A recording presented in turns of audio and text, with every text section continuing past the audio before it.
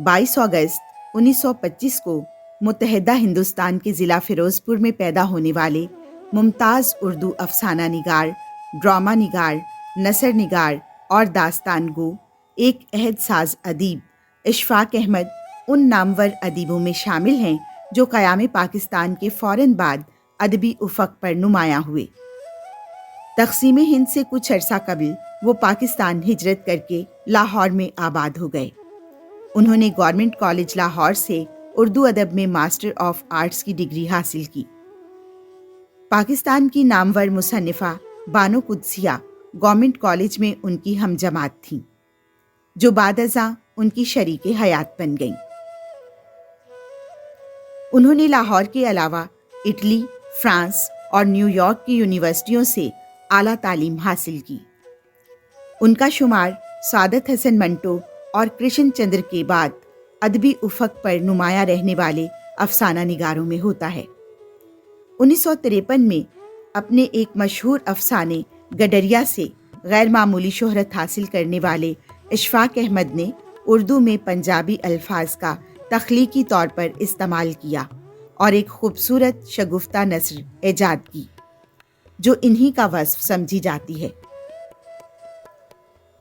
उर्दू अदब में कहानी लिखने के फ़न पर उन्हें जितना उबूर था वो कम लोगों के हिस्से में आया। पंजाबी, उर्दू, अंग्रेज़ी, अतालवी और फ्रांसीसी ज़ुबानों पर उबूर रखने वाले इशफाक अहमद ने लड़कपन ही से कहानियाँ लिखना शुरू कर दी, जो बच्चों के मैगज़ीन फूल में शाया हुई। यूरोप से पाकिस्तान वापस आने पर उन्होंने अपना माहनामा अदबी रसाला दास्तान गो निकाला और रेडियो पाकिस्तान से बतौर स्क्रिप्ट राइटर मुंसलिक हुए।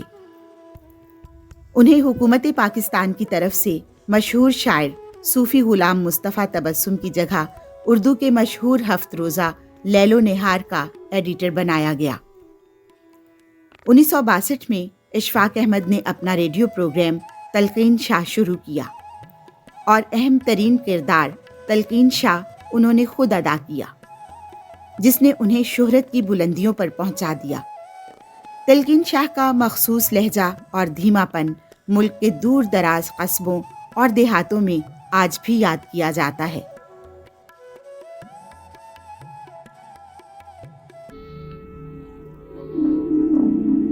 आज मौसम बड़ा खुशगवार है मेरे आका, और मैं ये चाहता हूँ। खुशगवार है, निहायत लानती आज का मौसम। ऊपर ते हब्स, नीचे ते प्रथा, अद्धा ठंडा अद्धा तत्ता। ये खुशगवार मौसम कहते तेरी डिक्शनरी में।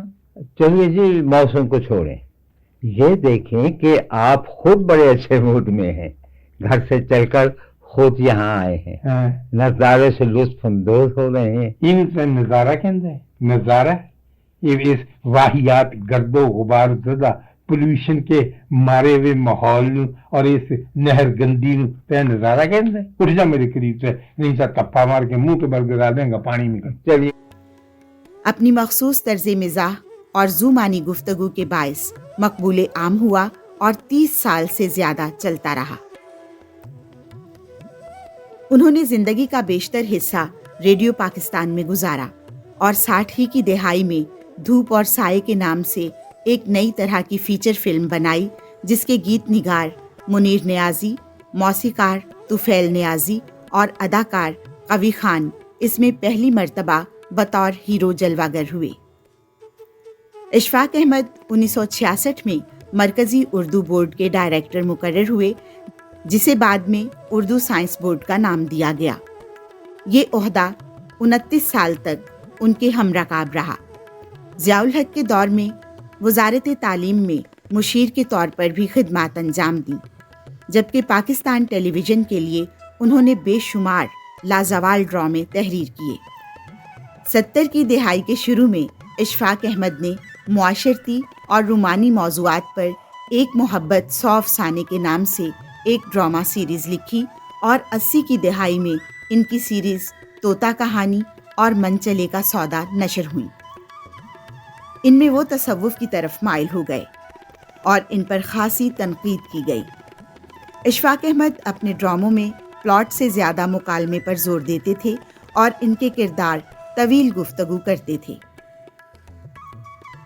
افسانہ نگار و نثر نگار، مصنف، ریڈیو پاکستان کے مشہور کردار تلقین شاہ سے شہرت حاصل کرنے والے اردو اور پنجابی زبان کے نامور ادیب اشفاق احمد ایک افسانہ نگار اور ڈرامہ نویس ہی نہیں، عام لوگوں کے لیے ایک صوفی اور دانشور بھی تھے۔ اس محفل میں کوئی بات طے نہیں ہوتی یا میں سوچ کے نہیں آتا کہ کیا بات آج کریں گے، بیچ میں گفتگو کے دوران ہی کچھ نہ کچھ نکل آتا ہے اور وہ آپ تک پہنچ جاتا ہے۔ لیکن آج پہلی مرتبہ مجھ سے فرمائش کی گئی ہے کہ آپ اپنے بابا کے بارے میں کچھ بات ضرور کریں۔ پہلے ابتدا میں تو کی، پھر اس کے بعد کچھ اور موضوعات رہے، پھر کہیں ان موضوعات سے بھی پھسل کر آگے نکل گئے، تو آج یہ فرمائش جو ہے مجھے بھی دل سے پسند آئی ہے، اور آپ سب نوجوان ہیں، اور یہ بات میں کئی مرتبہ بتا چکا ہوں کہ بابے کون ہوتے ہیں، یہ کیوں ہماری زندگیوں میں آ گئے اور ان کے ساتھ کیا تعلق ہوتا ہے، اور ملتان میں بابے کیوں زیادہ ہوتے ہیں اور شہروں میں کیوں کم ہوتے ہیں، وغیرہ وغیرہ۔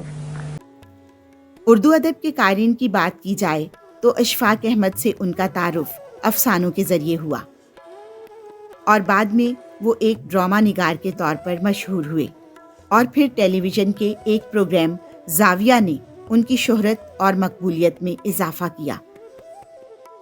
حکومت پاکستان کی جانب سے اعلیٰ خدمات کے اعتراف میں صدارتی تمغہ برائے حسن کارکردگی، ستارہ امتیاز اور ہلال امتیاز حاصل کرنے والے اردو ادب کے عظیم افسانہ نگار اشفاق احمد 7 ستمبر 2004 کو 79 برس کی عمر میں اس دنیائے فانی سے کوچ کر گئے، اور لاہور ماڈل ٹاؤن کے قبرستان میں آسودۂ خاک ہوئے۔ وہ ایک عہد اور تاریخ ساز ہمہ جہت شخصیت تھے، جن کی وفات سے پاکستان کی ادبی دنیا میں جو خلا پیدا ہوا وہ کسی طور بھی پورا نہیں ہو سکتا۔